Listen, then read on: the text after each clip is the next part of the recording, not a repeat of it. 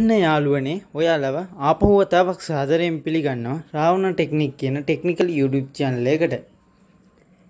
ඉතින් මම මගේ මේ වීඩියෝ එකෙන් ඔයාලට ගේන්න කියලා හිතුවා කොහොමද bc547 transistor එක පාවිච්චි කරලා delay timer circuit එකක් හදාගන්න කියලා.